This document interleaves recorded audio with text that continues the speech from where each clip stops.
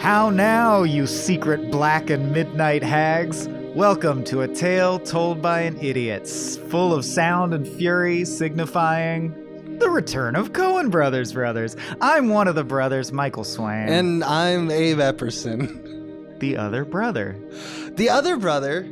Cuz. From another... My what? beloved cuz. Yeah, and they call each other cuz in this, yeah. That's true. Yeah. That's true. We're talking Shakespeare. We're talking Shakespeare, specifically the tragedy of Macbeth, as done by Joel Coen, which I guess means only one of us should talk. Yes. Like Ethan. Yeah, whoever was the Ethan guy. Now we have to decide who's Ethan and who's Joel. That's true. Question for the audience in your head right now. When you think of Ethan Coen, which one is it? Do you think of Abers or do you think of the Swammerang?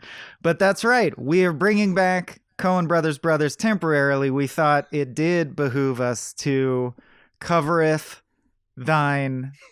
All right, I'm losing it. But yeah, we're talking the tragedy of Macbeth. Adapted and to the welcome screen. Back. And directed by Joel Coen. Go ahead. Welcome back into the seat, Coen Brothers, right? That's pretty cool. New intro. I mean, it's not new, but feels new. I just wanted to take a moment and say, like, cool that we do this. It is. We're very cool. We thought we were done when we did... What was the Buster final Scruggs. one? No, before that. Hail Caesar. I thought we were done when we did Hail Caesar. Then Buster Scruggs landed in our laps, and we did that. And now... we've decided to go ahead, even though only one of the brothers is involved, because this really does feel Coen-y.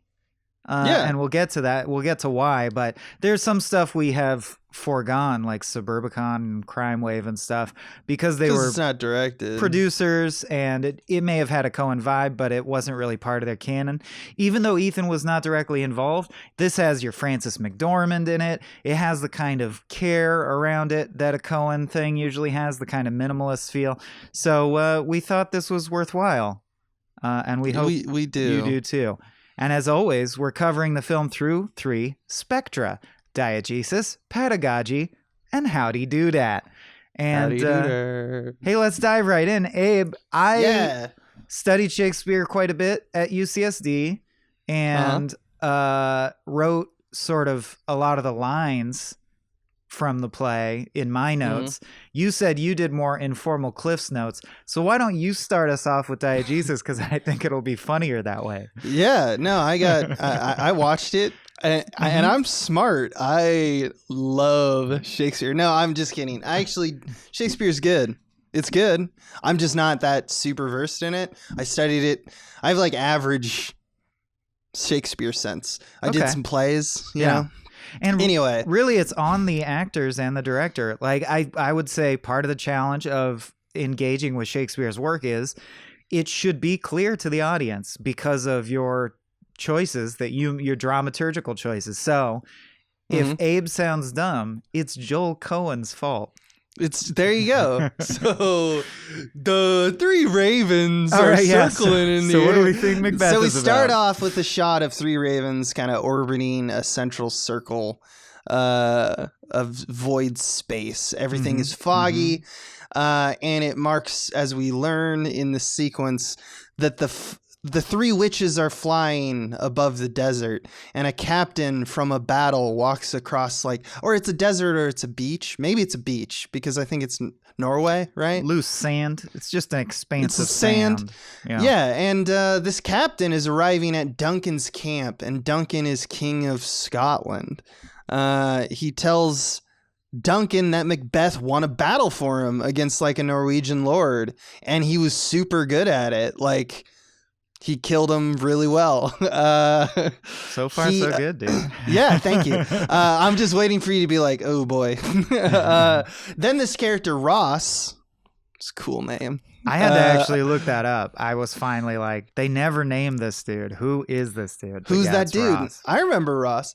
Ross arrives and tells him that, more exposition. Norway is, running away. He says we were on a break. And the king's like, I get it. That's good. I get it. And he's like, this dude, one of your Thanes, the Thane of Cawdor, was straight up a traitor. Yeah. But you know what? Basically, the war's basically won. Just want to let you know that information. And we found the traitor, by the way. And Duncan says to Ross, yes, nice. Give the traitor's lands to Macbeth. I love that guy. And then they look at the ravens again and like, you know, cool ravens. And then something that happens a lot in this movie, which is that we do continuity cuts of either sound, of like shape, or of motion. And in this case, it's literally the same thing because we cut to the ravens overhead and then we go down to what the ravens are looking at. And it's an old woman who we learn is like the witch. And it's like, this is all in black and white, but like it's at this point, everything is encased in fog. It's like an Ingmar Bergman null space. Like it's this weird, everything was done on a soundstage, but you really are starting to see that every scene is like completely a new blank slate. And it gives this really surrealist feeling to it, which really plays to the scene because it's literally about magic. She's definitely Watch it, counselor. This is pedagogy territory. That's true. She's basically like part crow. Yeah, there's a crow lady. She's a crow lady. That's what's really going on. And she talks to her sisters / herself / crows. / her reflection. / her reflection about meeting up when the hurly-burly's done. I think that's what she says. That's the line you latched on. That's the line. Yeah. Yeah. Okay, and basically saying like, shit's about to go down, so let's do our fate thing and do some magic and, you know, fuck up the place. Don't really know what they're up to. Just know that they work for fate. Or they have some reverence towards fate. Macbeth and Banquo arrive and are immediately like, whoa, what the hell is that? And they discuss if they're crazy for a bit because she's really weird. Or maybe she's just crazy and sometimes crazy people are connected to gods. So that, who can say, basically? Like this might be for real, this might be nonsense. And she goes on to tell Macbeth a prophecy that causes the entire play. And there's a beautiful shot that you alluded to of a pond where where in front of the actor who's playing the witch are two versions of herself in the reflection upside down, making for the three sisters, even though it's all one woman in this version, basically. So you get the feeling she's three people. And she has three voices when she talks. Two of them talk together at the same time. One of the things she says is that he'll become the Thane of Cawdor. And he's already the Thane of Glams? Glams. Glamis, but it said Glams. Glams. She says he'll be Thane of Cawdor and king hereafter. And then Banquo goes, well, can I get a little prophecy since you're giving out these prophecies? And she says, you'll be lesser than Macbeth, but greater. You'll be sadder, but happier. Damn. You shall beget kings, but you shall be none. You'll have a line of kings. Yeah. And they're like, how do you know all this stuff? And that's when the witches choose to just dip. We're out of here. And then out of the obscurity of the fog comes back at him as crows. And the last line is Banquo is like, I think we're high. Right? Yeah, he says, have we fed upon the root that makes men insane? Probably high. We're probably just high, dude. And then title card, the tragedy title of card. Out of the title card comes Ross again, who is amazing in this film with his ability to travel. Really gets stuff done. Yeah, he really connects all the dots. Yeah. Literally, like he's connecting all of the auxiliary characters. Ross informs Macbeth that he just got back from the king. King's very happy. You're the Thane of Cawdor, by the way. And I brought the old one. Do you want to murder him? And basically, Macbeth is like, nah. And he goes off instead, even though, that Thane is done. But he's also like, oh, this means the prophecy has merit. This is where we learn that Macbeth speaks to himself like a lot of Shakespeare characters. Speaks to himself, and he's like, how is this true? Like, I just heard this story from that crazy raven lady. Anyway, Macbeth like immediately takes this as a sign to like go to Banquo, and he's like, so the thing we saw immediately just became true. Banquo's like, well, the prophecy is like a crazy thing. It can be said by evil people. He says, and also we don't know what it means all the time. The ill may will us to harm with the commencement of a truth. So, like, the devil might cite scripture for his purpose, meaning, I got it. Like, be careful there. The prophet. I'm nailing it. Just because it's a prophecy doesn't mean it's going to be good. Careful what you wish for. Careful what you wish for. But you can tell Macbeth is already tempted by the idea of, well, she said I'd be king. That would be pretty sweet. That's dope. And he says, we can't really say the vision's evil because I forget his act, but he says it cannot be ill and it cannot be good. And he does this little logic dance where he basically justifies to himself, I don't think that chick was evil. I think it's good. I'm going to choose to believe. This sounds good. Yeah, this sounds good to me.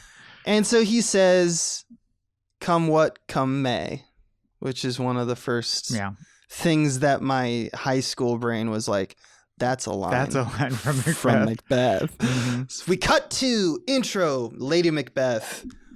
The crowd goes wild. It's Frances McDormand. She's reading Macbeth's letter about the battles and the hurly-burly. Lady Macbeth is like real into Macbeth gaining power. Like she reads it like a lover receiving poetry, right? And then she burns the letter. Because the prophecy has to be a secret. Yeah. She confides to us that she got this idea that can make Macbeth like king, because Duncan's straight up kind of a shitty king. Brendan Gleeson throws and she's like, okay, so now there's literally a paper trail, so that's why she burns it. But she's also kind of says in her aside that she's concerned. Her fear is that she, her husband's a man that of great stature. She thinks he deserves to be king, but he's, quote, too full of the milk of human kindness to take the closer way. Meaning... So she's even harder. She's like, we could be king and queen tomorrow if we murder the king, but I'm worried that my husband, and of course this is supported by doesn't have the stuff. We just saw him refuse to execute someone, and she's like, he's a pussy. He's not going to do it. Yeah. What needs be doing. So she mercurial. Commits herself to pouring herself in his ear, which means telling him stuff. I'm going to tell him stuff and get him to do it. That's another line. I'm like, it's beautifully written by some guy. Some guy. That's up for debate. Some guy. I also love, and this is Joel Coen, throwing the letter as it burns into the stars. Yeah. You see like a star field. And then we cut to, once again, continuity cuts, the same stars. We pan down, and Duncan is in thought.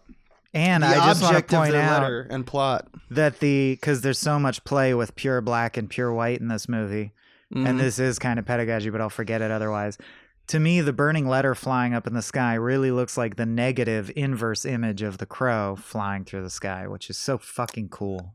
That's pretty. I don't know dope, what it means. Dude. It's just cool. Yeah, I guess they're both fucking dope. Instruments of fate, so I do know what it means. Yeah, and it's yeah. And the king says, I'm amped, dude. Shakespeare's dope. Shakespeare's good, man. The king's like, what's the sit rep? Malcolm, his son. Ross has teleported, by the way, for the first time from a meeting with Macbeth, literally in this scene, and then we cut to his camp, and there's apparently like at least a night away. So he is riding most of this movie. Apparently. Ross is Nightcrawler of the. Ross is bamfing left and right across Scotland, and he says, the Thane of Cawdor took the execution well, like he begged for his life and repented and all the stuff you want before you kill a traitor. And the king says, well, he was a gentleman, and I had, it's a shame we had to execute him, but I'm happy that Macbeth and Banquo did a good job. Then they arrive. The king says, I owe you guys. I owe you more than all can pay. You're my favorites. I'm going to give you lands. Which kind of foreshadows trust as a flaw of Duncan. Like he's like, I don't know why that guy turned on me. I love this guy too. This dude's awesome. He's like within the same breath. Duncan's very trusting. Yeah. He says, I have begun to plant thee and will labor to make thee full of growing. So, I think Shakespeare was trying to set up that Macbeth was going to have... How come you never say that to me? I will try to make thee full of growing. Macbeth was going to have a good life anyway. So he's really overreaching. Like, there's no need for him to do this. He's greedy. Overreaching. He's getting greedy. That's a Coen Brothers word. Anyway. Oh, yeah, someone overreaching. That is, I mean, I guess we'll talk about that in pedagogy, but you wonder why he picked Macbeth of all the plays he could have of all the adapted, ones, yeah. right? Yeah, it's very Coen Brothers-esque. King also announces we will establish our estate upon our eldest Malcolm, basically saying, I chose which of my sons, Malcolm and Dunsinane, and he goes, Malcolm is cool. He's going to be king next, okay? Thus it shall be. And Macbeth leaves and mutters to himself, oh, Malcolm. I love that. Malcolm is now a step I must o'ercome or leave. Yeah, I love that. He's immediately like, I don't want to do this crime. I have to fucking kill Malcolm now. Yeah. Like, I love that he teeters in this phase. And Denzel Washington's doing like such a good job of like keeping that fury bottled up all the time. Yeah. Stars, hide thy fires. Let not light see my black and deep desires. So in his heart of hearts, he does want to be king. He thinks he deserves it. He can convince himself that he should be king. But he's not sure about all this murder stuff. That's basically where he's at right now. Yeah, I mean, which is like Lady Macbeth is reading him like a book. Mm-hmm. I mean, his wife, so she knows. Yep. Yeah. Back to Lady Macbeth, to Lady Macbeth, and tell us, because this is a famous one, right? For most people have heard the "Unsex Me Here." Oh, sure. Yeah, she does Speech. a little monologue and prays that evil spirits will come and make thick her blood and turn her boob juice into gall, which is like, and why bile. is that? She's like, come, Satan, make my breast milk bile, because only through cruelty can we achieve our fell purpose.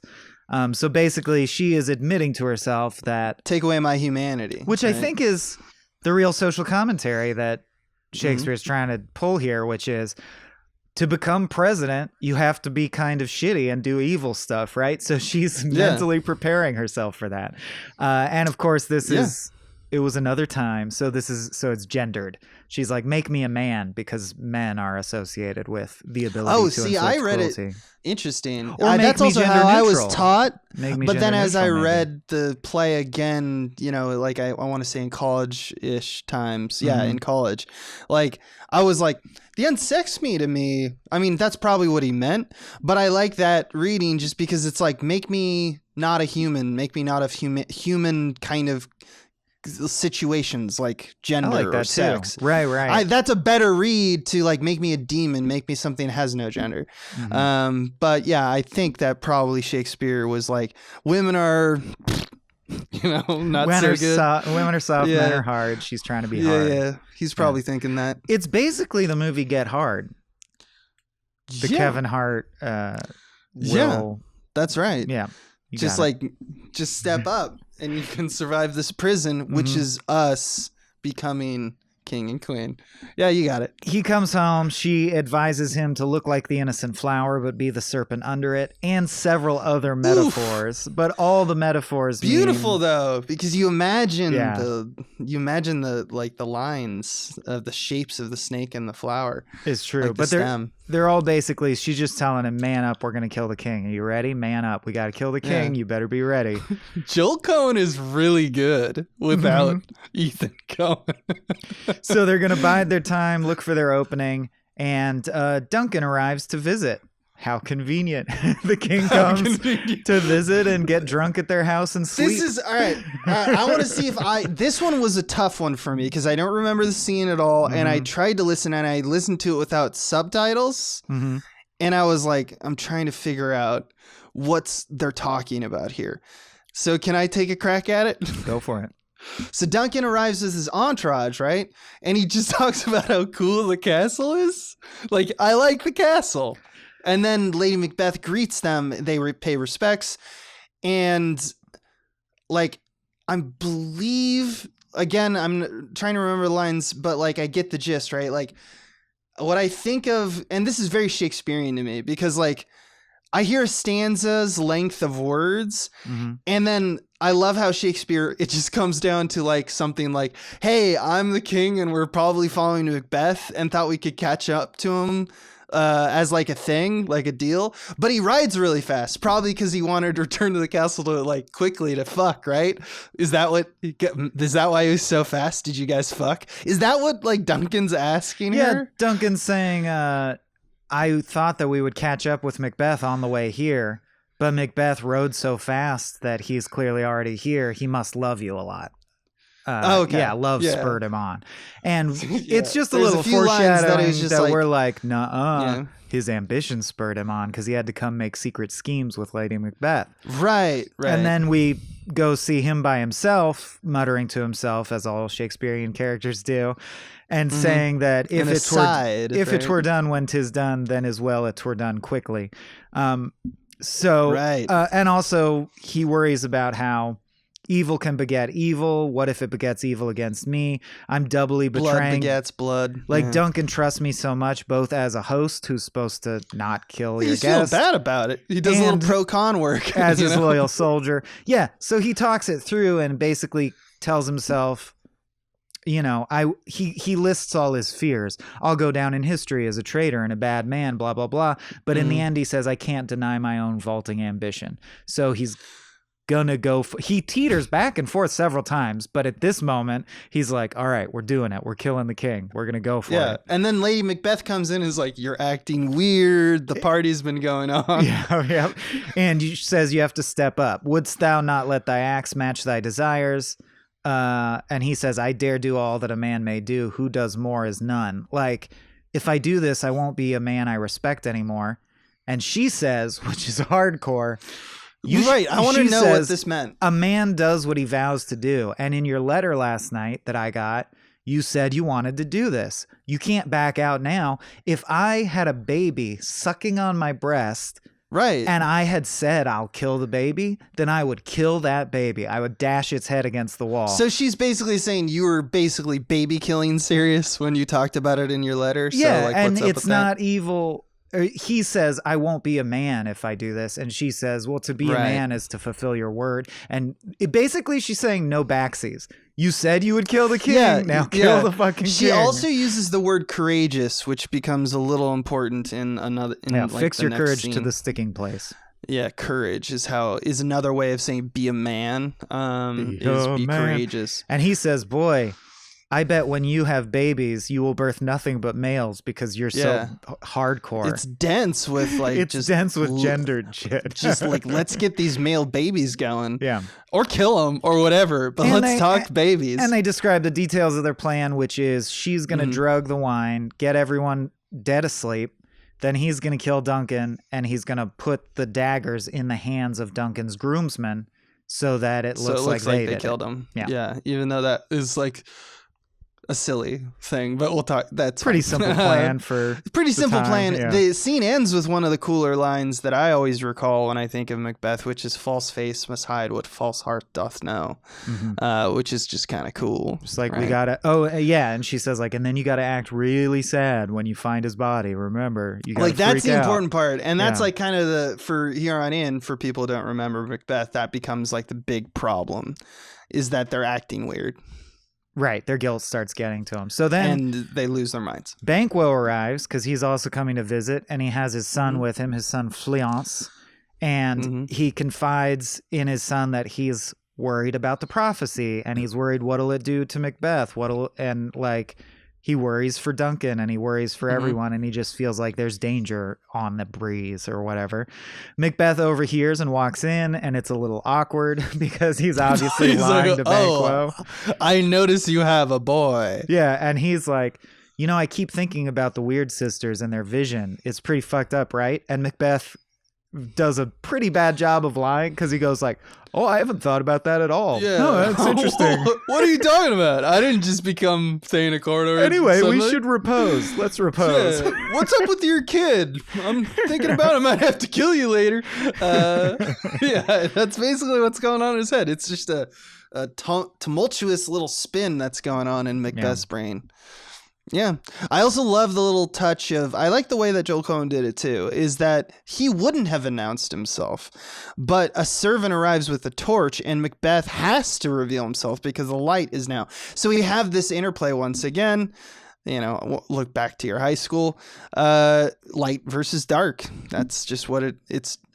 Light reveals things, darkness obscures them. When you're making a black and white movie, it's one of the few.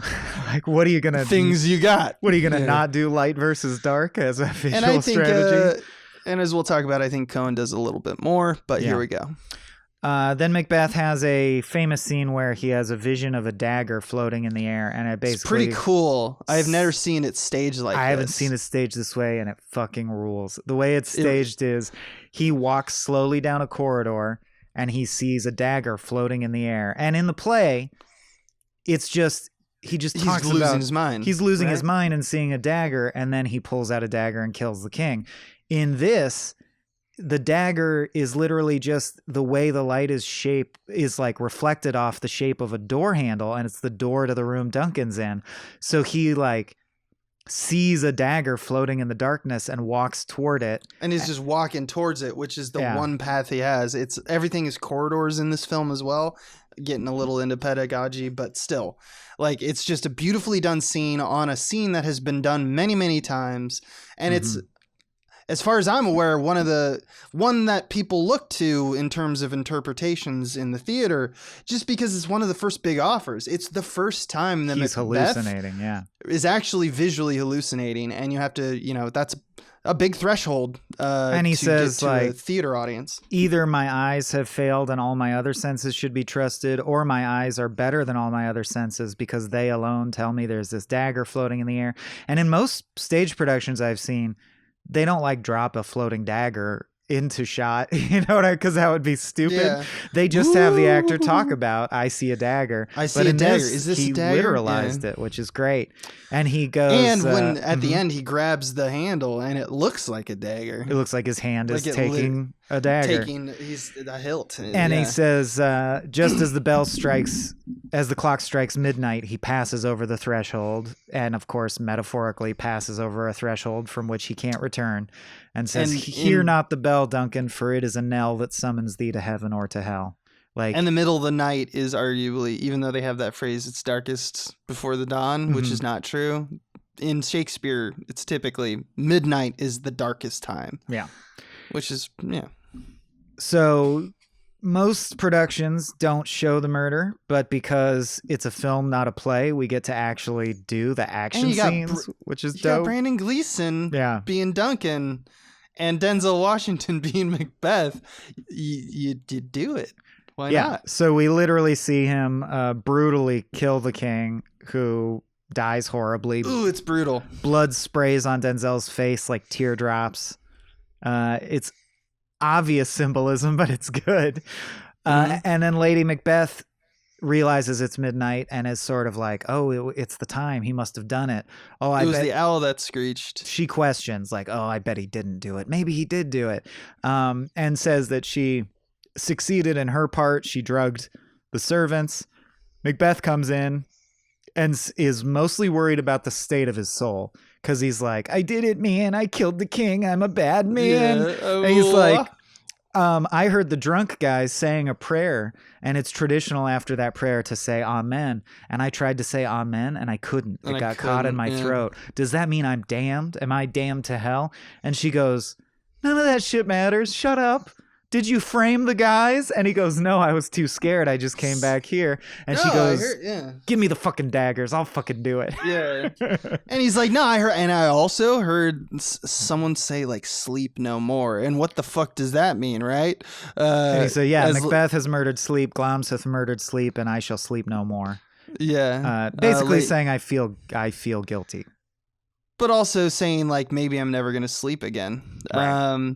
And Lady Macbeth says, you know what, you just got to wash up, and I'll take care of this. I'll take the dagger back to the crime scene. And in one of my favorite images in the whole play. She gets blood on her hands. Well, she gets blood on her hands, and I know the famous line later that refers to that, of course. But I actually really prefer Macbeth's line about blood on the hands, where he says, when he's washing his hands, Neptune. Could Neptune's entire sea wash my hands? No. Yeah. The hand would turn the sea red before it would become clean. No amount of water could clean this. Unforgiven. Yeah. Like, you can't go back from murder. Yeah. Yeah. That's a dope line. That's a dope line. It is very good. I also love that Coen cuts from the knocked over washing basin. He knocks over the washing basin in a fit of rage. Yeah. And the dripping of the water is in time with the sounds of the knocking that have started, which is a new hallucination for Macbeth. He thinks it's something is knocking. He hears the knocking like, of fate. Maybe it's Duncan or fate. Yeah. But he does this. This is a very complex thing. It reminds me a lot of maneuvers in Barton Fink. But it's just so we can talk about it later. We see dripping water, timed with the sounds of knocking, and then it does another continuity cut, which means that we have an insert of something and we think it's at the end of one scene, but it's actually at the beginning of a new scene. And we see water dripping from last night's rain as we size up, dolly back, look at Stephen Root, who plays the character of Porter. Yeah, he made it in. Pan shot. He made it in, you guys. So Stephen Root is a servant, and he gets woken up by... And it's a perfect continuity cut because in his mind, the dripping water is loud and annoying because he's super hungover. He's drunk. Yeah, he's so hungover, yeah. He also hears the knocking, but it means something else for him. It just means, noise. Oh, man. Also, he's not hallucinating. It's actual knocking. Right. And it's Macduff. Oh, yeah, man. So that transition works on like 4 levels. Yep. It's literally someone knocking on the door. So he's like, fuck my head. And he does a monologue. What do the Porter and Macduff talk about in that scene? They talk about the nature of not being in control of your senses. Oh, yeah, that's right? True. So because they're basically like, why is everyone in disarray? Where the fuck were you? We've been knocking for an hour. Yeah. And he does a little funny monologue about, he's basically the fool of this play. Right. So they just let him go. Does a little riff, a little stand-up tight 5 on all the funny things that booze does to you, right? And back in the day, they're just senses. Like, we got a Robin Williams. Let's just let him out and do some stuff. Yeah. He goes, it provokes the desire for lechery, but it takes away the performance, makes a man stand to and not stand to. And in other words, he's like, isn't it funny how booze makes you want to fuck, but you can't get your dick hard when you're too drunk? Yeah. That was a very clever observation in Shakespeare's day. It still is. Concerned. And he leads them down the hall to Macbeth. That's true. Boners. That's true about boners. Who welcomes Shakespeare new boners, man. I mean, he's described so many aspects of what a boner is like. Boners, yeah. God, Macbeth welcomes the guests, and they're like, "Well, where's the king?" And he's like, I don't know. I think he's still asleep. I don't know. Why are you asking me? Yeah, he's probably stirring left and right, dude. Yeah. I just haven't heard him yet. Anyway, did you see that bad weather last night? They literally talk about his Macduff's probably cousin. Older another thing is bad omens last night. But yeah, and he's like, I don't know what you're talking about, man. And Macduff is checking up on the king. Macduff screams, the king is dead. He found the guard sleeping in the dagger there, as you'd expect. Yep. Macbeth walks up and sees the knife, sees the guards who are kind of coming to, and he basically just grabs the knife that he killed Duncan and slices one of the guards' throats and stabs the other in the back. And then says a line I want to call out. From this instant, there's nothing serious in mortality. All is but toys, which is a real turning point for Macbeth. It's like, now I've committed, I've fought in battles before, but now that I'm just a cold-blooded murderer, everything seems unreal to me in a way. And I think Denzel really hammers this home. Like, from this point forward in the play, he's almost detached in a weird way. He's almost like, the prophecy is the prophecy. Whatever's going to happen is going to happen. I'll kill whoever I need to. Fuck it. Yeah. Even when he goes to ask the fates later, he's like in autopilot. Detached in a way, yeah. Which is not when you go to the fates. It's like, you're asking for fortune. Late. Yeah. It's a little late if you're resigned to whatever it's going to tell you. Anyway, really good stuff. Shakespeare. How come we don't hear a lot about him? Macduff does ask him, so, why'd you kill the only 2 suspects who could have been witnesses to the murder? And he's like, I was overcome by rage. That makes sense, right? Yeah. That's believable. I mean, Duncan's golden blood lay upon his silver pillow. Yeah. Yeah, he builds him up. And he says, I love the guy so much, man. And Malcolm hears it as well. Malcolm, his little Duncan's son. Yeah. So, yeah. Malcolm and his brother, Donald Bain, quickly decide. They basically decide, look, if there's a plot against our family, they're going to come for us next. So let's flee to England and Ireland, respectively. So we're not even together. So it's even harder to kill us both. And we'll figure out what's up. And whoever did this will come back and we'll kill them. And I love that, too. I love it. They're just like... let's cheese Ireland? it to England, let's do it. Yeah. Let's cheese it. Ross, also, once again, creepy, looks on as they're having this conversation. So he is already in on all the politics. I literally Googled, and I don't know if there's a clear answer to this. If you're really a Shakespeare buff, let us know. What is Ross's motivation from his own point of view? It's not clear to me who Ross is loyal to, if anyone. Or does Ross simply serve whoever's in power and just like, is he Varys from Game of Thrones? Yeah, didn't get Ross's a little deal. Unclear to me as well. Yeah. It's the one part that I never understood, even in watching it. He seems to be playing both sides, but he's very clearly, like 80% of the time. He's Macbeth's man. He knows. He's Macbeth. He just does what Macbeth says. Yeah. But then at the end... And he doesn't fight him. Well, we'll get there. Yeah. Weird. Yeah, we'll get there. So anyway, they have a little aside where people talk about how, they fled. That probably means they did it. Malcolm and Donald Bain. I'm sorry, I said Duncan. I think it's Donald Bain. Whatever. The two sons, they're like, they probably did it. They flee. That's as good as confessing. So we may as well make Macbeth king. And Macbeth is like, okay. That's what people are saying. All the people are saying Macbeth's king. And so he's like, oh, okay. Anyway, Macduff is like, anyway, cousin, I'm going to go back to our home. Ross is like, I'm going to stay. And then Ross hears the voice of the witch whom he has not met and is also an old man. That was a choice. It's a choice. That's a choice. It's just, I think, you can I believe in the anybody. play. It's just an old man. Right. Yeah. But it was an interesting choice that Joel makes the old man played by the witch. Specifically played by the witch. Yeah. But the old man basically is there to give something that Shakespeare does a lot too, which is to just tell a little small vignette story to mimic the whole. And in the story he tells, or she tells, is that last night shit was fucked up. They discuss like daytime makes like, there's this whole analogy about like they're talking about light and dark, about how daytime always makes you see the guilt, but like nighttime is where all the deeds are done. But the old man tells a story of a falcon getting killed by a hawk, I believe, because it's like an usurpation. No, vice versa. Vice versa. A mousing owl who's on kills top a hawk. A mousing owl kills a hawk. Yeah. And this was unnatural. And the best one just last Tuesday, the horses, in this particular case with the hawk and the falcon, the horses of Duncan's army went wild and ate each other. The horses ate each other. That's my favorite, dude. That is a bad omen. If the horses eat each other. Horses just suddenly like turn to each other and like, let's just fuck it. Let's go. Because they saw, a falcon kill a hawk. The king is dead. That's how nature works sometimes. But in this case, obviously, it's an analogy for overreaching of Macbeth to kill Duncan, causing Scotland to just become thrown into confusion. Yes.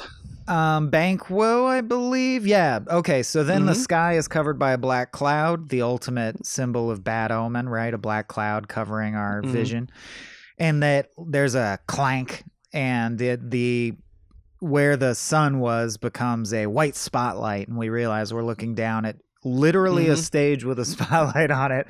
And Banquo steps out and monologues directly to camera and basically just explains that he suspects that Macbeth killed Duncan, but he's not sure, but he suspects, and he wonders, how is it possible? He's like, okay, it would make sense that Macbeth killed Duncan because of that prophecy we both heard. But I wonder what that means for me, because they said that I will sire kings, but I won't be king. Does that mean Macbeth's going to kill me? Does that mean my son's going to be king? How's this all going to work out? Kind of a recap for the audience if like you weren't paying attention. Another interesting thing about Shakespeare was it was considered it's more analogous to TV than it was to film. Like if you went and saw it in Shakespeare's day, there would be breaks, there would be people selling trinkets and snacks and shit. You would mill around and wander around. So a lot of Shakespeare plays have moments where a character comes out and goes like, if you're just joining us, this is what's happening so far. Previously on. Yeah, and this is one of those. He also spikes camera when he says he's talking about all like specifically about like, will he be the father of many kings? And he says that set me up with hope, and he spikes camera. And I think that just means he's basically hopeful that that's true. And I think the spiking camera is like, right. You're not going to make it. But he suspects that Macbeth has designs on him in some way. So the next time he sees Macbeth, who is king now, sitting on the throne. He's trying to flee. Yeah, and Macbeth is like, you're not trying to flee, are you? And he's like, no. And Macbeth I also noticed like, your boy is there again. He's always fascinated with his He loves boy. his son, Fleance.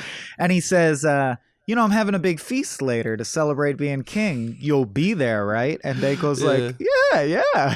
But right now I gotta go over here. And they basically just like talk their way out of his presence and immediately ride away. And immediately Macbeth turns to Ross and he's like, we need murderers. Yeah, he says, fetch me the kingdom's most bloodthirsty murderers. And Which they do immediately. He talks to these two thanes who have fallen on hard times and basically promises them like, kill Banquo and, you'll have the favor of the king. I'll turn your lives around and blah, blah, blah. Basically tells them lies. He also tells them that Banquo killed Duncan. Yeah, and says Banquo's the reason go kill him his son. You fell on hard times. Banquo's bad. Kill Banquo. Banquo's the reason we're all fuck Banquo is what I'm saying. Incidentally, the midpoint of the film is the first moment we see him on the throne, which it's amazing to me. Amazing that the 3-act structure with the midpoint flip Shakespeare abides by for the most part. That's how it's old like and durable story structure is. 5-act is loosely the same in a lot of beats and a lot of stories. So traditionally in the midpoint of a modern screenplay, you have to go from one world to another world. It's like, you just try to flip into a new reality is what's often done. And it's like, he wasn't king, now he is king. It's just cool to me. So anyway, Lady Macbeth says things without all remedy should be without regard, which is saying like, look, you did it, you killed him, you're a murderer. Get over it. Because you're acting weird. Happy and stop having secret meetings. You're acting weird. Yeah, she's basically warning him that people are getting suspicious because you're acting fucking weird. Stop it. Yeah, that's basically her note. And says, this feast is a good chance to show everyone that you're normal. You're super normal. Yeah, so get back in there. Yeah. We cut to at nighttime. We're back at the crossroads with the house and the old man and such. Ross is teleported once again, and he's teleported in front of Banquo and his son before they left. I think saw him leave after. Also important, something Macbeth says to himself right before that, which is that he does the prophecy math, and he's basically like, if Fleance dies, then I am immortal. Because the prophecy is all well and good because it said I'd be king. But I'll tell you what I don't like about the prophecy. It says Banquo's sons are going to be king after me. King as I well, want my sons to be king. So if I can't be killed... So talk about overreaching. He wants... Or that comes later. He wants to fulfill the prophecy, but now he wants to break the prophecy because part of it doesn't agree with him. So he's like taking overreaching to a whole new level, right? Sorry, back to the murder. So Ross is meeting with the murderers who are there waiting at that same crossroad, and he says like, yeah, Macbeth sent me. That's how we all know what's going on. And they're like, okay. Banquo's coming. Banquo and Fleance come down the path. There's a fight. They kill Banquo. Fleance runs into the fields. The murderers kind of flee because they feel like they've done their job and they'll never find Fleance because he escaped. But Ross follows and actually finds him and smiles right down the tube, the barrel. But the barrel. Spoiler alert: Fleance, because it's prophesied, does live and will ultimately become king someday. And this is a choice by Joel. Yeah. Like, to show it's not scripted, obviously, that Ross finds Fleance in the underbrush. Meadow, or in the, yeah. So I think what Joel is trying to say is this is the moment where Ross switches sides. Ross is doing things for, I think, himself. Like he's holding all the cards, he realizes. So however this like shakes out, probably he'll end up on top. That was my read. Yeah. So he was willing to kill Banquo, but then it's just a very interesting choice that he could have easily killed Fleance, and he chooses not to for strategic reasons. Yeah. It's also interesting that Joel keeps that from us. Joel Coen keeps that from us. We don't see Fleance again till the end. Yeah. Because people who already have known the script, will think of that as will know it's a false beat. Right. Because they won't assume that Joel Coen would just rewrite the ending of Macbeth. Back at the castle. Macbeth and Lady Macbeth invite all the people to the feast, and they're like, this is going to be great. I'm really normal, not the kind of guy who would murder anyone. And then he goes, I have to go check with my murderers. I mean, these guys. And these guys. Anyway, everyone enjoy the night anyway. Yeah. And then he sees a crow fly, and he goes, that's weird. Well, and then he sees yeah, he just kind of, and then he sees Banquo stroll up right behind him holding a torch, and he's like, oh, you motherfucker. So he like follows him down to a room, and he actually fights the apparition that, as everyone who was at the banquet has looked on and watched him yelling out and swinging at nothing. Very Arrested Development. Lady Macbeth, it's like when they have the Save Our Blues thing. It's pretty awkward. Because Lady Macbeth is going like, this is an illness he's had ever since he was a child. Don't worry about this. This is just one of his spells. And he's like, Banquo, get back here. And he's fighting a bird. And everyone's like, the king's acting pretty weird. Yeah. She finally opens a window and lets the crow out. And that's when, it all falls apart for Macbeth, because he realizes, it was just like a crow. And so he basically just says, let's just roll with it. Yeah, I went crazy. But sometimes I fight crows. Yeah. I don't see things. This is just a thing I do. But then he secretly says to Lady Macbeth, this ain't good. He says, you know what they say, blood will have blood. And he's basically freaking out and feeling like we're going to be punished for our sins. This is fucked. Right. And he's upset that Macduff missed the feast, who's another Thane, because he's like, that's a loose end. What if he suspects us? It's a loose end. Yeah. And the murderers say Fleance got away. So he's like, I got to ramp up the crazy. This I got is getting do out more of control. Stuff, tie up more loose ends. I'm going to go to the witches later. And she's like, you're pretty restless and you just need to sleep.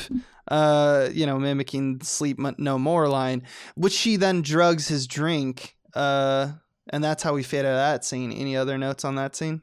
Nope. There's a title card that says tomorrow, and which is a reference, right? From a previous speech. No, an upcoming speech. An upcoming speech. And he probably the most famous speech in the whole thing. I would say hands down. And he is like, things are getting out of control, so I'm gonna get another reading from the Weird Sisters, which is odd because I didn't know that he could call on them whenever he wants. And I'm asking that of Shakespeare, not Joel Coen. Yeah, it's like, it's interesting that he's just like, at first he randomly meets this witch on the road and he's like, what are the odds that we'd run into this witch? And now later he can summon them, apparently. But anyway, he summons them and asks their counsel, and they do the very famous bubble, bubble, toil and trouble, dropping eye of nude and shit, and some racist things like the liver of an untrustworthy Jew and stuff into the cauldron. Yeah, some dated shit, and they mix it all up. He says, how now, you secret black and midnight hags? They say something wicked this way comes. I believe it's implied because they say, don't ask us, ask our master. I think it's Satan, but it's some kind of... I thought it was fate. Okay. Well, they say because speak to our master. They continue the subject of that sentence into the next few lines, and they regard fate as someone that you can't ask questions upon. You can only listen to. Well, and I think whoever that's is not even like more something that's Satan-y. Whoever's even more powerful than the witches, right, comes their master in the form of these creepy little water children. To tell him a new prophecy. And he keeps interrupting with questions, and the witches keep saying, you don't get to ask questions. This is our master. The master's prophecy is final. That's how it works. Yeah. And they say the new parts Beware of the prophecy Macduff. are beware Macduff. And he's like, I knew it. And then they say, no one of woman born can harm Macbeth. And he takes that to mean, yes. Oh, I'm invincible? That's good. And then he says, well, then why should I be afraid of Macduff? And they go, no questions. And then they say, last but not least, he says, I gotta know. Oh, you're right, the woods one. Sorry. They say your lineage will never be overthrown until the very woods of Burnham come against you, like the forest attacks you. And he's like, that's never gonna happen. And he goes, well, if the forest has to attack me, which will never happen, and anyone born of a woman can't kill me, why should I fear Macduff? I'm just going to go kill Macduff. And he goes, okay, so then if I just kill Macduff, I'm good. And then he goes, last but not least, earlier you said Banquo's son would be king. What did you mean by that? And they just vanish. They're like, no more answers. Questions. Yeah, we're done now. Peace. So Lady Macbeth arrives, and Macbeth is just dropping the lines out because she's got an entourage with him. Out loud, he's just saying, like, did you see that shit? And so he's just not helping her whatsoever. Lady Macbeth tells him that Macduff has fled to England, so it's pretty clear he's suspicious. You know, because not that's just where Malcolm suspicious, is. but probably going to raise an army with Malcolm and come back. Yeah. So Macbeth vows to basically kill Macduff and kind of says, like, I got to just take care of this. I don't care if it means I have to take out his line. And a servant overhears this. And the servant also witnesses Lady Macbeth, who had been listening and begun playing with her hair. A clump comes out. So it's a real good picture of both of them. They're losing their minds and losing their physical properties. Arguably sudden by modern storytelling standards, but it's like 3 scenes away. Essentially, they've switched places in this instant. He doesn't feel guilty anymore and is like, I don't care. I'll fucking slaughter everyone. I don't care anymore. And Lady Macbeth at that same instant is like, ooh, I'm starting to feel guilty. Like, I don't like this anymore. Yeah. It's not going to go well for the old Macduff clan or Macbeth clan. Yeah. Then the Thanes, there starts to be like dissension among the ranks. Some of the Thanes seem suspicious. One of them sends warnings to Macduff and Malcolm. Yeah. Mm-hmm. Yeah. At Macduff's home, Ross kind of arrives to talk to Lady Macduff and, their son about, he's got many children, but we only see one child, about Macduff fleeing Scotland to England. She argues that, like, look, it's dangerous and he didn't say anything and we're all here. None of this makes sense. So, like, tell me what's up. I'm obviously very worried. Ross is like, nah, it's nothing. Macduff knows what he's doing. And he's probably just like, doing good stuff. Like, he doesn't, Ross does not give anything to give her calm. He basically just like, don't worry about it. Meanwhile, we know he knows what's coming because he looks out the window and he sees soldiers marching up to the castle. And he's like, oof, here it comes. Here it comes. So Lady Macduff talks to, like, her child about the prospect of losing his father.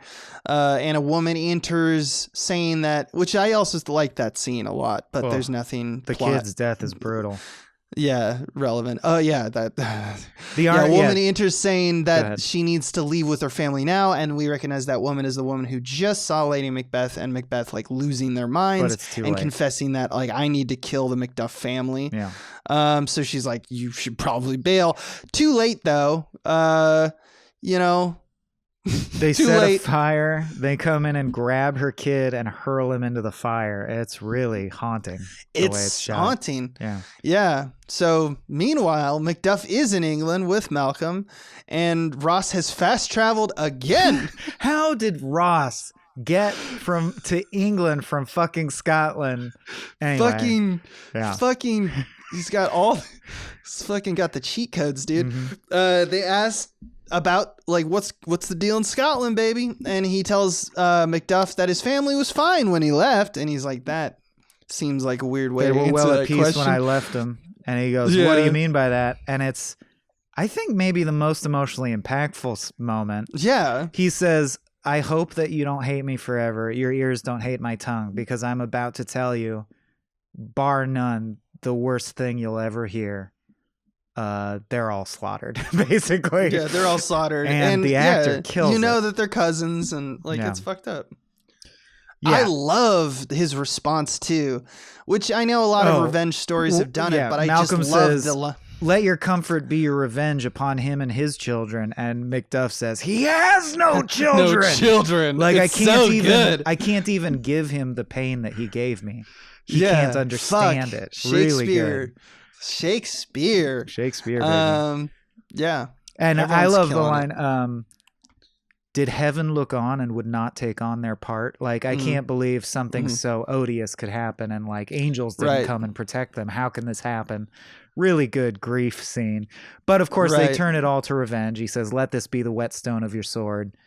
And we get the impression that they're going to go on the offensive and attack Macbeth. Corey Hawkins, the name of the man who plays Macbeth, really killing it in this. Or Macduff, yeah.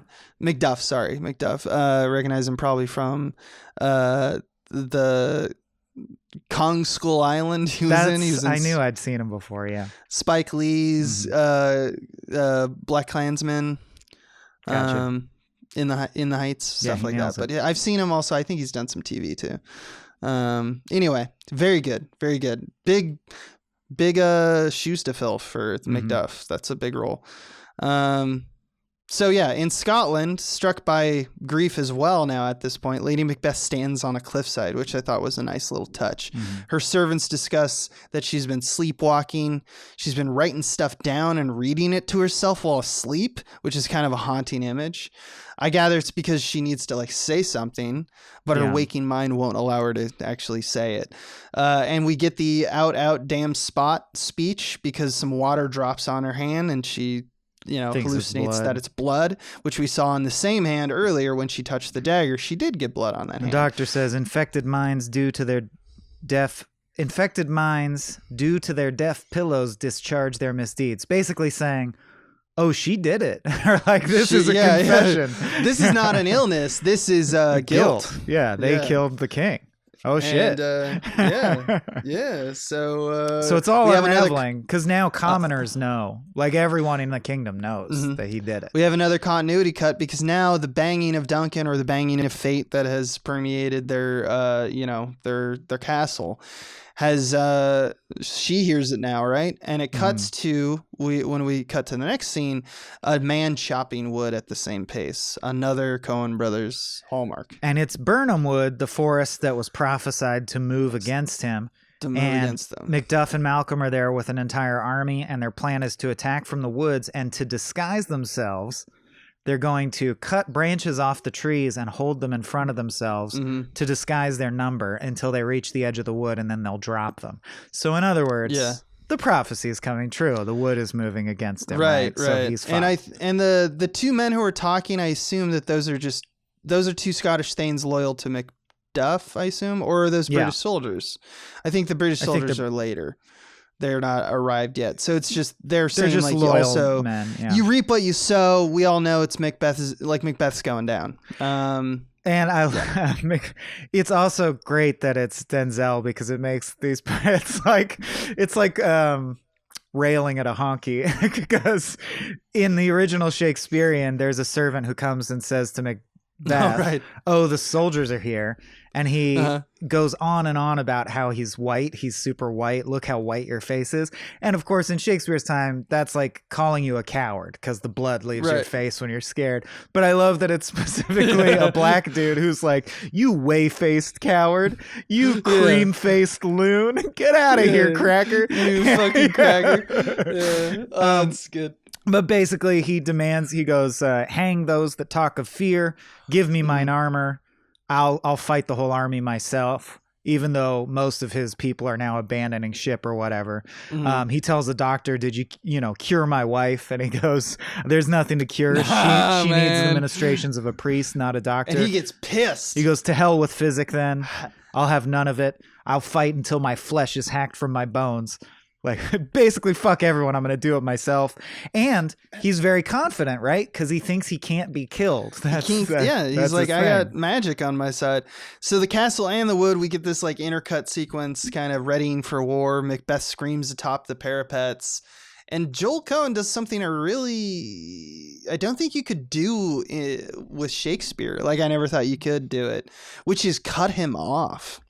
Yeah. There's a line where he's yelling and we're like, we get the idea, like we get the idea that Macbeth is crazy. So the film cuts away mid yell to emphasize that he's lost it. Like, this is a film trick we're all aware of, an editorial technique that Shakespeare would never have conceived of, and you can't do in a play. And it basically elucidates exactly what the play is trying to say with a new, filmic lexicon, something that we're familiar with. And other, I think, biggest swing that Joel takes as a decision in this whole thing, and it sort of follows up to when Ross found Fleance and spared him. Right before, so famously, Lady Macbeth now sees the soldiers going out to fight, and then watches the garrison. And then in the play, as scripted, we cut away and we cut back, and someone just says Lady Macbeth is dead, and it's heavily implied she killed herself from grief. But in this version, she's lying on the floor. We silently see Ross walk up the stair towards her with a glint in his eye. I think it's still open to interpretation. The implication being that Ross is like, I'm going to hurl her down the stairs because that's now strategically to my advantage. Like, this is all falling apart. I'm going to turn sides again. Which means, he's magic. He's teleporting. Like, I don't know. Like it's now a new story. Like, to me, I don't know. Ross is almost a tool of the fates, and he looks kind of crow-like. Yeah. He also looks like a snake because everyone has... Like, we'll talk about costumes. He's like actually, a mashup of Varys and Littlefinger, yeah. Yeah. We'll talk about that in Pedagogy, I think. So then someone tells the king that, your wife is dead. And he says the speech that the title card Tomorrow came from, which I think it's my favorite speech from the thing. And I think it's most people's most known speech from Macbeth, which is, there is a word for, she should have died henceforth. There's a word for when she should have fallen. Tomorrow and tomorrow and tomorrow creeps in this petty pace from day to day to the last syllable of recorded time. And all our yesterdays have lighted fools the way to dusty death. Out, brief candle. Life is but a strutting player upon the stage. It is a tale told by an idiot, full of sound and fury, signifying nothing. Which, man, is about as poetic an encapsulation of nihilism as I think you can get. Coen Brothers, nihilism. I think we're hinting at why he likes this one. But so Macbeth has basically decided, man, life is inscrutable and fate is inscrutable. It's just a bunch of shit, random bullshit, and it all ends in everyone dying. And after all this, I can't make out what it meant. It didn't mean anything. It's just like, a bunch of stuff that happened. Yeah, why did this all happen? Yeah. He opens the window and leaves Phil the throne room, which is cool because that's literally the instrument of their camouflage is leaves, right? Yeah, so leaves. So it's like he's being it's being taken over. And the castle is now empty, by the way. He's all that remains because everyone has bailed. They know it's the deal. And a British soldier arrives asking like, hey, Seward. He's like, hey, are you Macbeth? And he's like, yep. And he's like, Macbeth is like, I want to ask you if you were born of a woman. He's like, yeah. All right. And he goes, fine. Then let's fight. Then let's fight.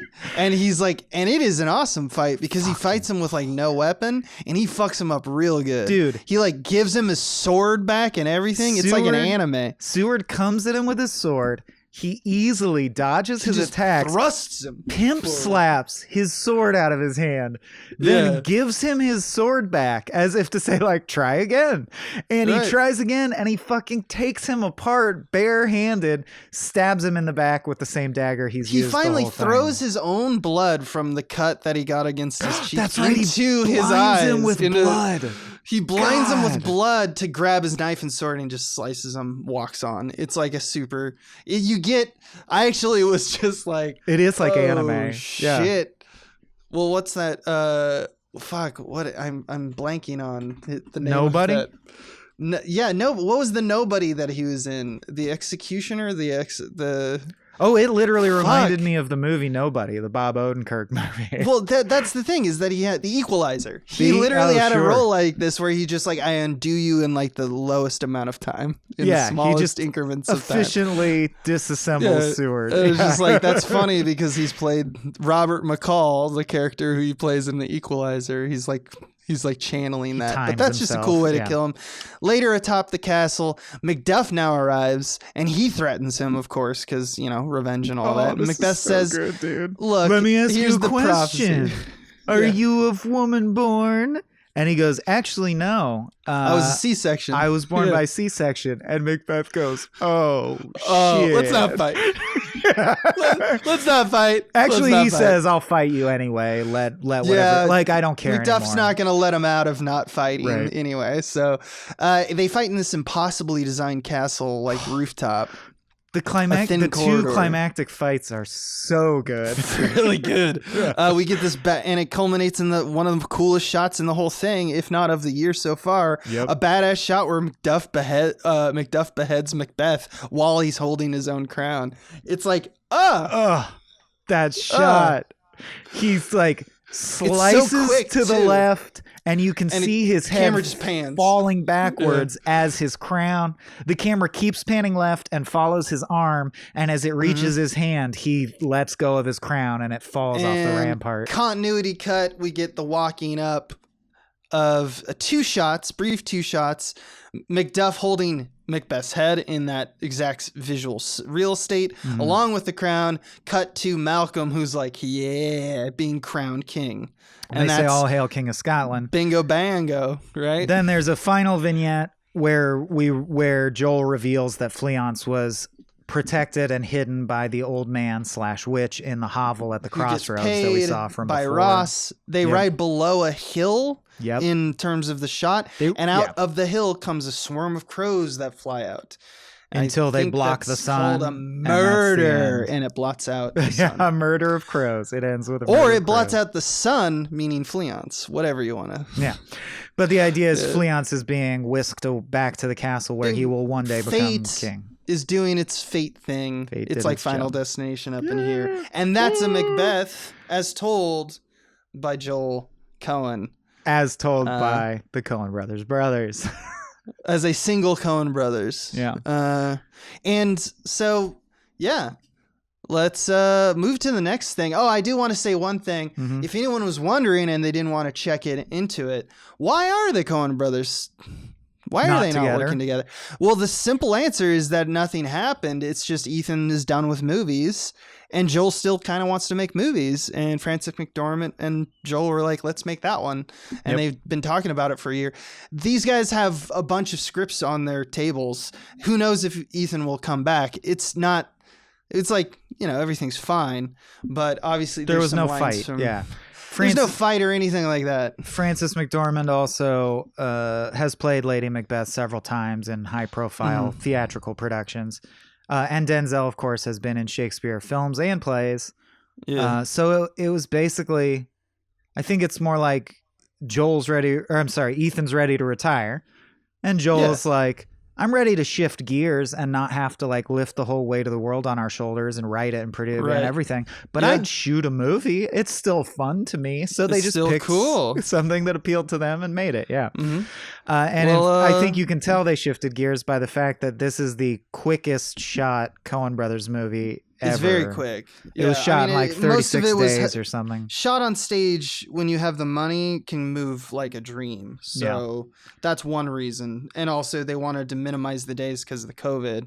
But speaking of minimizing, let's talk pedagogy. And I want to start with, do you think that it's merely a stylistic choice, or is there anything more to the sheer minimalism here? Because basically this movie is comprised of like 5 shapes, which is amazing to me. Yes. The archway shape, that's the key. The cross shape, and circles. That's like what I don't think all the visuals I don't think it's are. fair just to ask why minimalism, because not only I mean, it's not that it's unfair, I guess it's just that it's multifaceted. To me, it's a better question is why the bare art design, and I think it's exactly what you just said, which is to essentially limit all of the design into a few basic shapes. And there's some that are more prevalent than others. One of them's are circles amongst darkness, or light, or the reverse of the negative image of all these, because they're shapes on canvas, so you really just say like, and also the opposite of that. But more or less it's just the same actual lines. The corridor is another one, and that really is, here's the thing, is it really comes down to you could probably organize a lot of these into the concept of single unilateral vanishing point.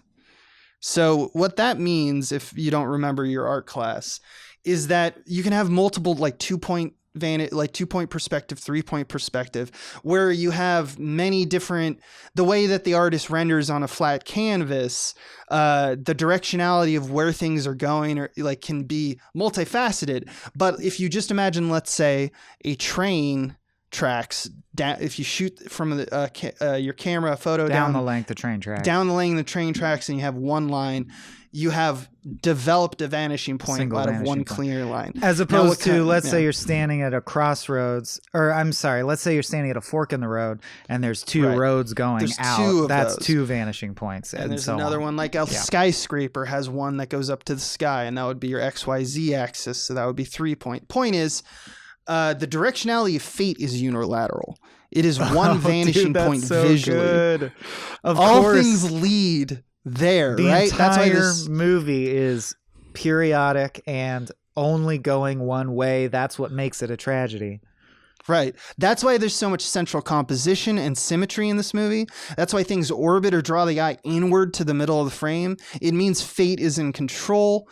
And when there's unbalance, there is slight imbalances, and it's rectified by the end of the film. It's always looking central, and the shapes do change subtly, but the organization of those shapes, i.e. orbiting and central, are always maintained. And that is why I think that he made minimalist choices in the art design to draw out that one central purpose. And I think classically speaking, that's so in accord with the idea of the classical form of a comedy is built on surprise and the empowerment of the characters with free will, and the idea that randomness can happen, confusion can reign, chaos can reign. You never know what's going to happen next. These are the kinds of things that tend to make people laugh and feel like, well, you just got to laugh because it's a bunch of crazy nonsense. Whereas tragedy, and this is evolved in the modern context, but classical tragedy, the definition of a tragedy, it almost always, like if you go back to the Greek tragedies, it starts with a prophecy. They almost always tell you the ending because what is the most tragic thing? That we're all going to die, and we all know that. And that is the core of tragedy. And the idea of tragedy is always that try as you might, you have no free will. Your fate diminishes to a point. Yeah. That is like what originally built the concept of tragedy. Yeah.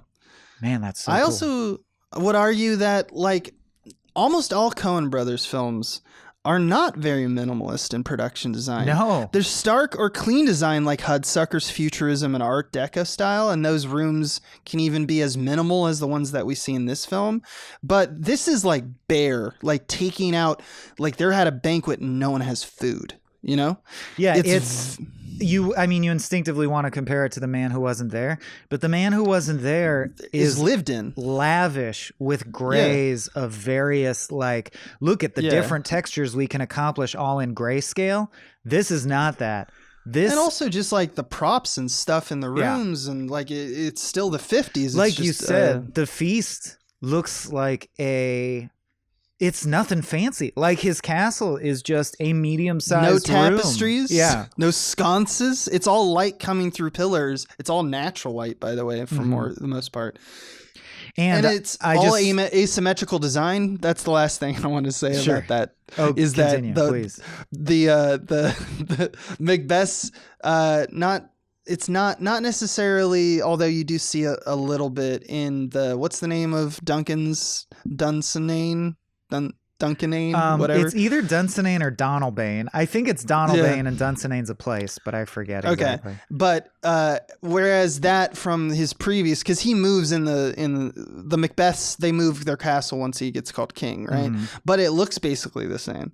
But like one of the things is you notice about the castles in this movie, they're just big with cubes. The exception, there's big pews and stuff. But you notice that there's, with the exception of a few shots that are usually like focused on faces, it's mainly pointing out the asymmetrical designs of it, and by that I mean like the composition. When you look at the canvas of the frame, it's represented right or left heavy, top or bottom heavy, not as center. And I think that that's to juxtapose the idea of not fate being out of whack, but just to show that there's an unnaturalness to this absolute like sharp contrasts and angles, and the asymmetrical designs point out that there's things that are jagged in frames and stuff like that.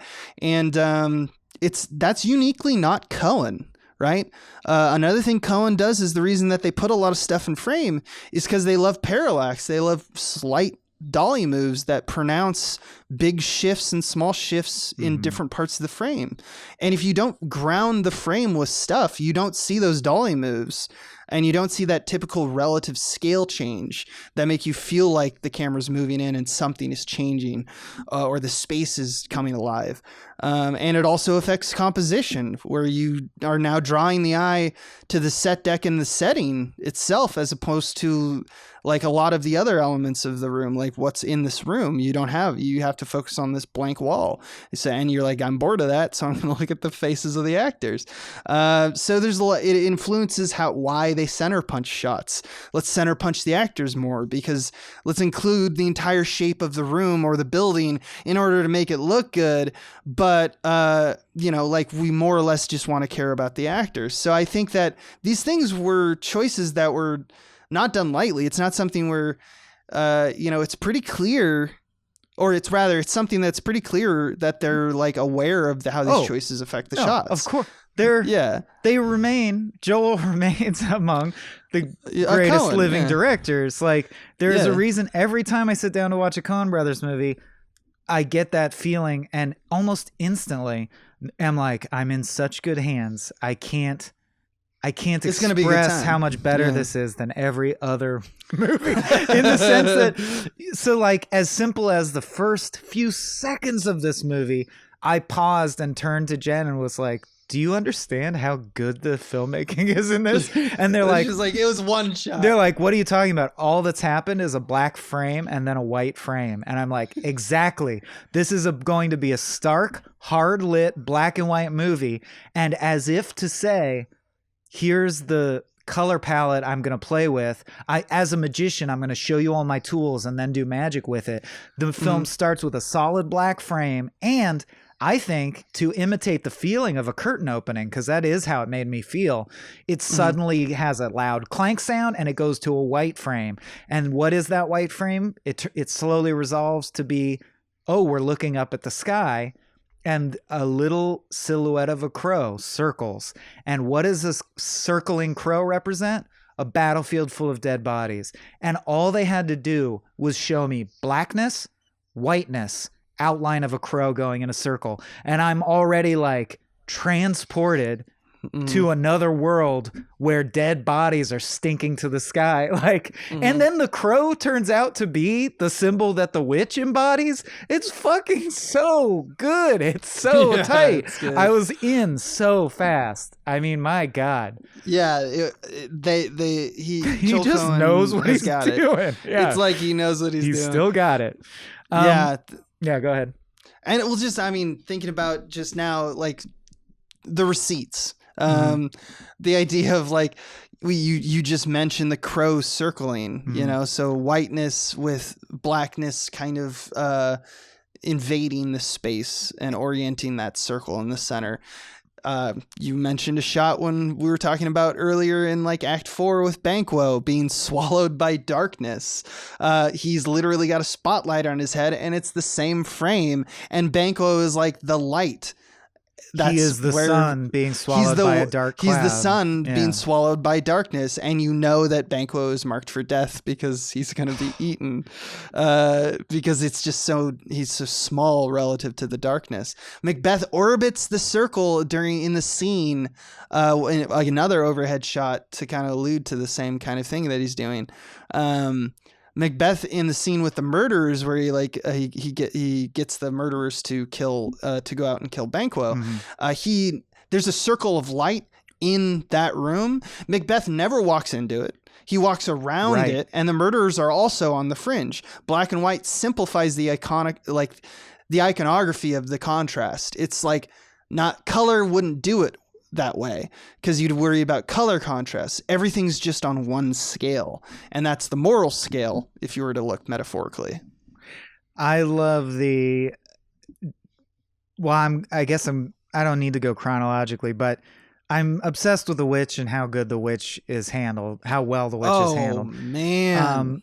Yeah. The fact that The Witch is Catherine Hunter. Yeah, and associated... Already getting a lot of noms for stuff. Oh, yeah? Good. People are pointing her out as like one of the best parts of it, and it's true. It's true, and they want to associate the witches with crows, and she does like this amazing body acting, like gyrating when we first see her.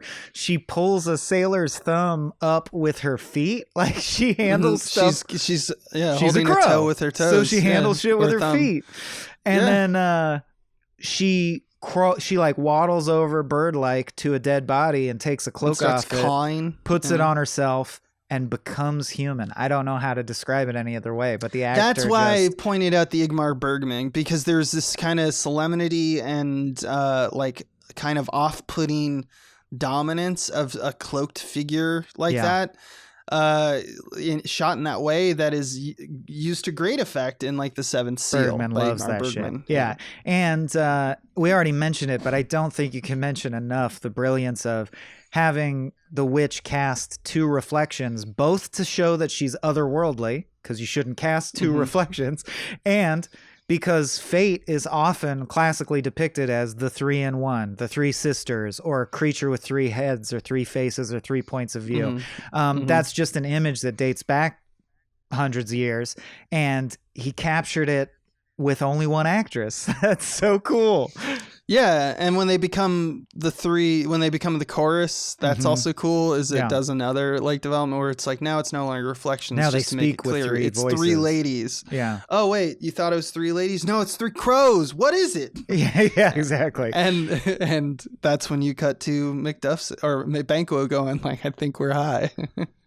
I really liked the choice that is, of course, not scripted, because Shakespeare didn't script like, and off stage this sound happens. So in fact, the idea of Macbeth refusing to execute the Thane of Cawdor is not canonical, because it's all done just through nods. That's and like shaking the head. So yeah, they don't basically the Thane of Cawdor is just killed off camera, so to speak, in the play. But in this, Joel decides to have him be offered like, by Ross, do you want to execute him yourself? And he says no, or with his body language he closes his tent flap like no. Then the moment, it's just, you couldn't pick a more perfect moment, right, symbolically, than when he says, if chance will have me be king, then chance will crown me without my stir. Meaning oh, well, if the fates say I'm supposed to be king, who am I to argue? Boom, you hear the sound of the guy's head getting chopped off outside. And it's like, this is the point of no return. It's almost as if by accepting his fate, this guy dies. It's so cool. Yeah, I think that there's a lot that he does, especially in those transitions. Most directors of Shakespeare and in the theater usually, and also there's a history of it a little bit in film with like Kenneth Branagh, etc. Well, I guess he did Hamlet. Did he ever do Macbeth? I know that he's done it in theater, but I can't remember if there's a Macbeth. There's several Macbeth movies, isn't there? Is there a Mel Gibson one? I can't recall. Point is, a lot of these people are usually laissez-faire, pretty hands-off, because you just kind of want to let the bard speak, if you would. So in terms of staging and how the plot is adapted, I would say that that's still fairly true with Joel Coen's interpretation. He lets all the symbolism of Shakespeare, with the exception of stuff like the dagger, just the stuff that Shakespeare was taking advantage of. It's ravens, it's blood, it's light, it's dark. It's like real basic like symbolism stuff. And he doesn't really play it out with any renewal or attempt to adjust it that hard. Just lean distillation of the work. And then he's also got these exceptions with loud visual choices and editorial choices and stuff that has even been mainstays of Shakespeare productions, where they like really reinterpret and make, avant-garde theater. Or in the theater, we love to like do Macbeth, but it takes place in a modern office building, and it's all a visual metaphor for like still the same Romeo language plus Juliet. But it's but it's a aggressive acquisition of a company instead of murders or whatever. Right. And so this is on the other side of that. I like that he does do the symbolism well and chooses to, I guess he does in a way renew it by like finding new ways to execute it. But like ultimately he doesn't try to replace those items. He bears it away. In fact, just like we're talking about with how the castles are empty. Everything is removed. All the stuff is removed, more or less, from both a Coen Brothers film and from a Shakespeare play, even to the extent that I would say theatrical Shakespeare. It's pretty bare, right? He's letting the architecture do the story. Jen said, as if it were an insult, his crown isn't very fancy. And I was like, that's the point! Why would his crown be fancy? That would ruin the whole aesthetic. God, what if now I just want to direct Shakespeare for bits like that. Just like the fanciest crown you can find. That's the one we need. Yeah, no, that's absolutely right. That's one of the cool things about stuff like this, why I love doing like not just this job of like talking about movies, but making movies. It's just like, it is crazy how you reskin it and make it a little new, shoot it on new cameras, put actors in it that people recognize. Shakespeare ain't broke, No, and in fact, the spareness with which it's handled speaks to the durability of things like flipping the world at the midpoint. And I wrote down, compare to Raimi's A Simple Plan with Lady Macbeth, compared to John Wick. Honestly, there's some John Wick in this movie. When he even when he just unleashes the dagger, is like the dagger that's in my hand, and then he slices it out, and you're like, oh shit, this is gonna go down right now. It's like a spare, lean, mean nihilism machine. And as listeners of this podcast know, the Coen brothers are fascinated with nihilism, or the idea of trying to understand why does anything mean anything, because most stuff just seems like violence begets violence and it spirals out of control. And Macbeth, it's like there's nothing new under the sun, which itself is a Shakespeare line. Macbeth already told that story, and it did a damn fine job. It really holds it's just up. it's a little, the language is archaic, it's hard to follow, but the themes, and if it's acted right, are very they're all there. relevant to today. You get it. You can be a dummy like me and be like, Lady Macbeth, like, was Duncan saying, like, did you guys fuck? And it's like, yeah, that is kind of what he's asking. Yeah. And it's like, it's just nice. I know that a lot of people listening to this are going to have different, scales of like, I've read a lot of Shakespeare, I've read very little Shakespeare, and they all have opinions on it because we're all kind of taught it in Western culture because he's kind of the OG. And it's just like one of those things that seems like no simple realization about Shakespeare isn't good to have once in a while. It doesn't make it any less profound, even though it is an old hat at this point. Shakespeare good. And speaking of influence, like, we should point out, because of that spareness, as we've been saying, all the elements are so crystal clear that I was reminded of things that are very cool that I had forgotten about. Like, for example, Fleance Fly, it directly inspired Fly You Fools from Lord of the Rings. Fly. Yeah, and so did the Birnam Wood marching on the castle of Dunsinane. That's right. The place is Dunsinane. Donalbain's the son. But that's the Ents. And Tolkien said explicitly, yeah, that's from Macbeth, or that's a Macbeth That's from reference. Macbeth, yeah. That's so cool. Speaking of the craftsmen speaking about their work, I found tracked down, because there's already interviews of some of the crew talking about it. There's a Vulture article with Alison Wilmore, who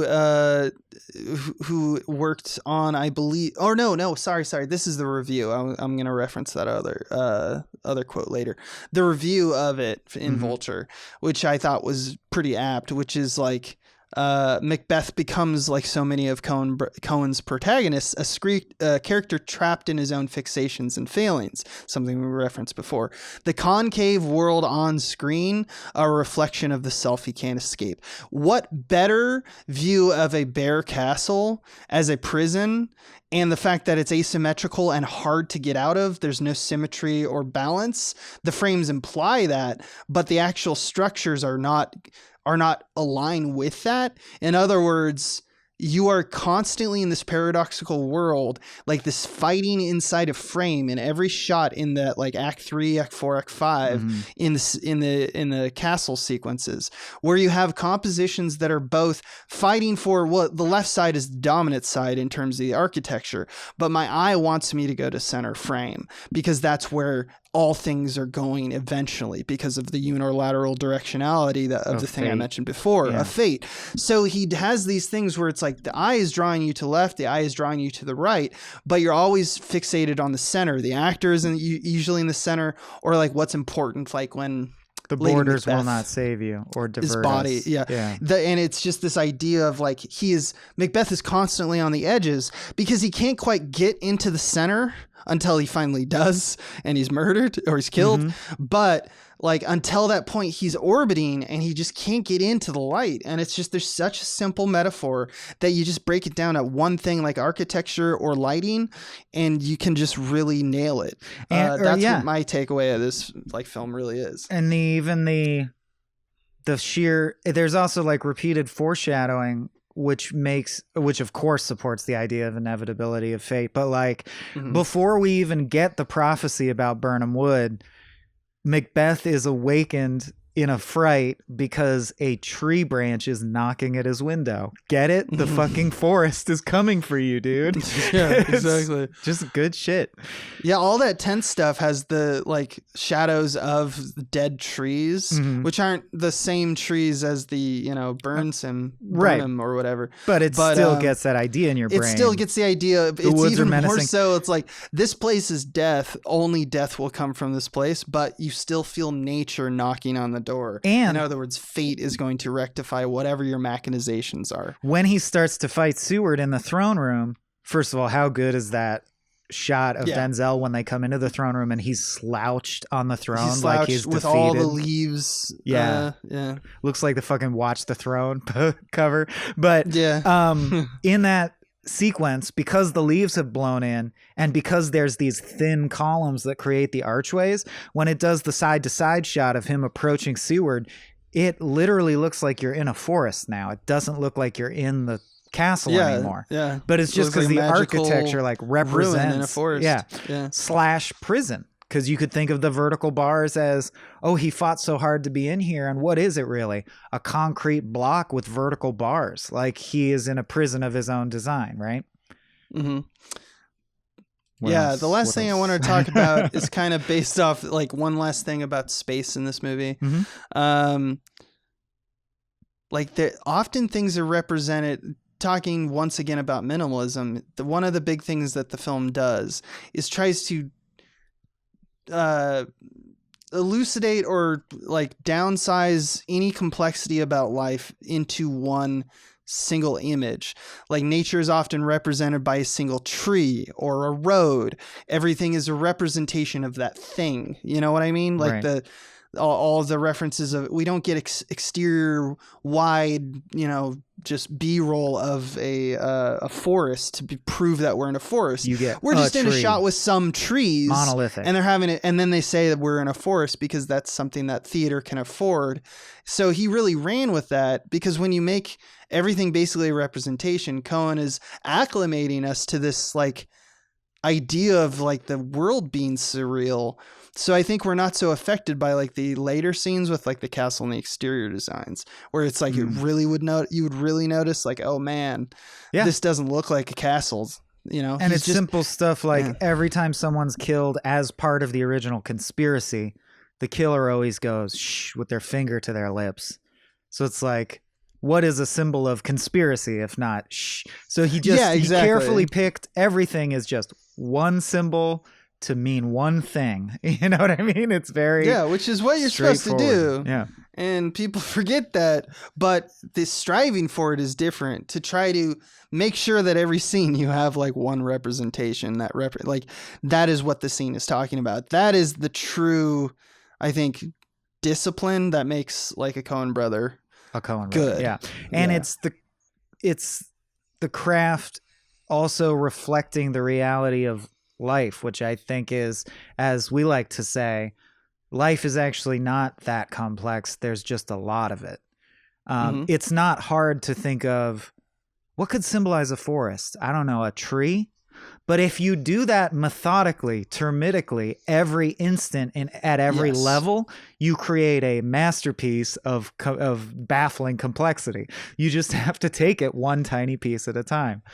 Last thing I had the marriage, baby. Pedagogy was, I just love to drive home the horror of Duncan realizing this guy I trusted is about to stab me to death. Yeah, that was. I mean, that's in the play, but they really he does it really well. They have performances and they have a shot that's almost from Duncan's POV of Denzel that slowly fades as if to mimic your eyes adjusting to the dark, and it's like a great way to both make it realistic, like, oh, his eyes are adjusting to the dark, but also, of course, it mimics the slow dawning realization, oh, I'm about to get murdered. Oh, fuck. The guy thought, my previous flaws have come back to haunt me again.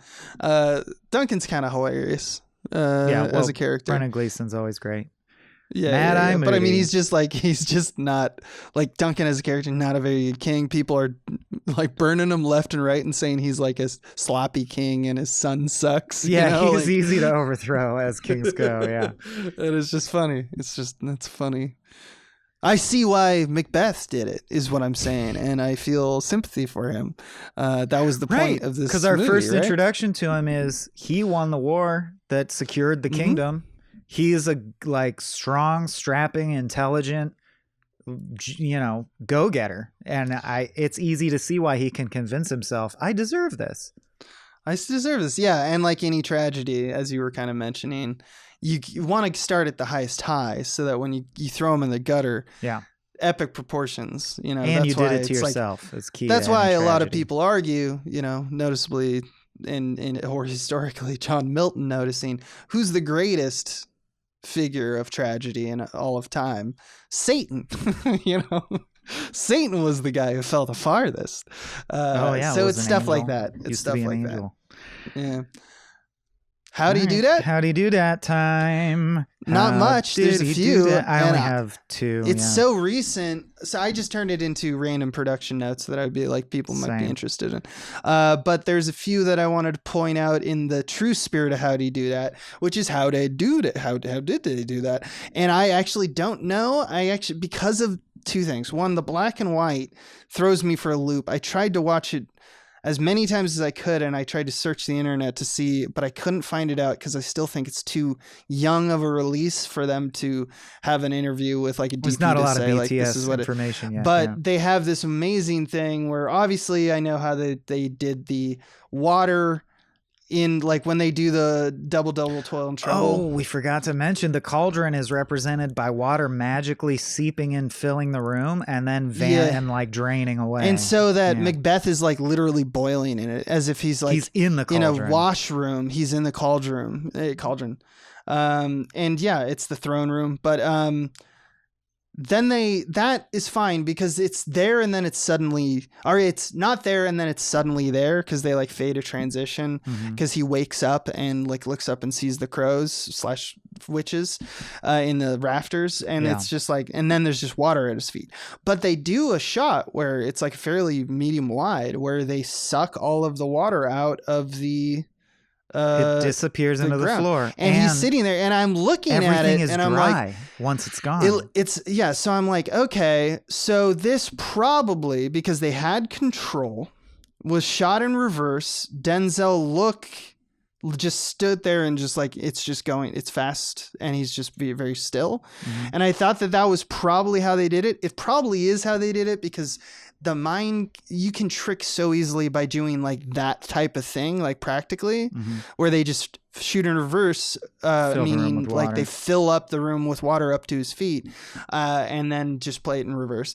But there's also CG that you could do that you could then put a take, because I noticed that like at one point he looks up and there's no way in hell that his performance is sped up. So it's probably a combination. That's my shot. I'm calling it. You think but it's it could be reverse? Completely have been practical.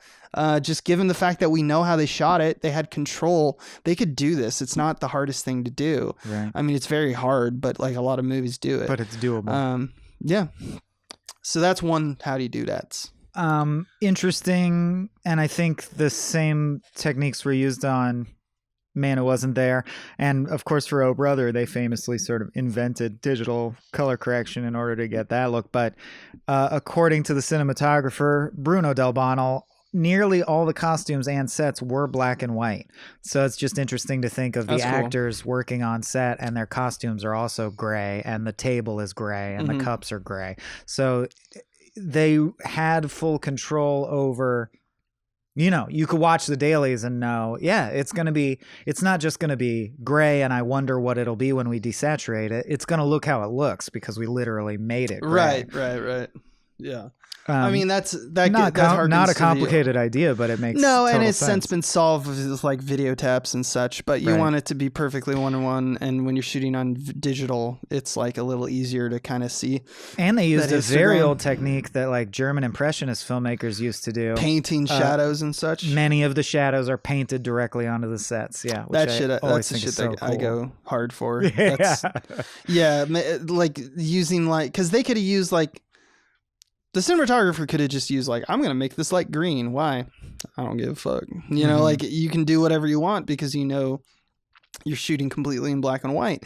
But there's this idea of like, well, if you do make it completely grayscale and you have that control, then with your eyes, you can really, the palette is really clear, because sometimes pink hits white in a way that's different than green hits white. There's just different ways because there's different combinations. That's what we call color space on the digital realm, where it's like, well, hue is different from chroma, which is, there's just a lot of different things to consider with color, because it's more defined as a circle than just a pure spectrum. It loops upon itself, so it's kind of got close relatives, and that's why you have like secondary colors and such like that. There's more relationship to that rainbow, and so by choosing to be making this a limiting factor, saying we're going to have black and white and gray, dresses and, et cetera, et cetera. That makes it just easier for people to see with their bare eyes what is probably going to be on camera. I think that's all I got. I mean, there's a song he inserted that's actually from Twelfth Night, not Macbeth, but other than that, I couldn't find anything where he fucked with the text that much. Yeah, Stefan Deschamps, who was the production designer and worked on Alice in Wonderland, so, like a Burton, transplant, said, quote, the sets, he sets the idea of Sir William's traditional Scottish moors against a kind of surrealist Calvinist dream world of screaming birds and sharp geometries.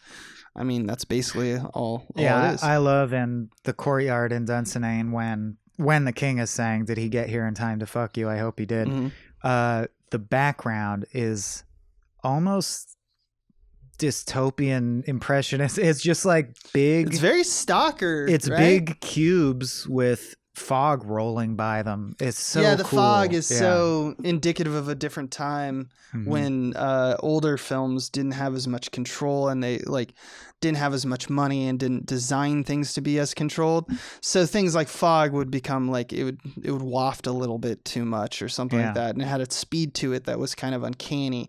And I think Joel Coen probably had that control, but he liked the uncanniness of like slow moving fog layered on top of fast moving fog, and stuff like that. Stuff that you don't see that exists in real life. Right. But yeah. What else? Yeah, there's a lot of people returning. Like we said, the first solo directorial effort by Joel Coen. And as I think it was like Carter Burwell was talking about, it's like, it's fine. They're all fine. But we'll see what Joel is like alone. And all of his previous films have been obviously directed by both of them. But I didn't realize this. Ethan has been uncredited as the director. I knew that, but I mean, just the amount of time that has passed since 2004, Ethan was right? Ethan didn't go on 2004. That's a long time that it hasn't been written and directed by Ethan and Joel Coen. So even though this is the first time that's true about, it is not the first time that it's actually on, credits as that. Much in the same vein of like Roderick Jaynes and like they love to be fast. They do not give a shit about credit. And they, in fact, I think it's a feather in their cap that they're like, no, the thing is the thing. It's just enjoy the thing. Edited by Roderick Jaynes. Fargo says based on a true story. Who cares? Yeah, it's all fake. Kind of last big one, other than obviously we mentioned the COVID stuff because it was completed at the start of the pandemic. The shooting in 36 days or 36 days, but you can tell that they probably hustled it because they knew. But in April 2021, Scott Rudin, who is a name you probably are familiar with because he stepped down as producer. He produced a lot of stuff, a lot of Academy Award winners. He's been one of the top producers, except for the Marvel guy. He's been like the number one guy for like 20 years, but he was taken out of this movie, allegations of abuse, obviously, that are, I think, still pending. So he's been Scott Rudin, who's been a longtime collaborator of the Coen Brothers. And there was I think it came out like a few months ago.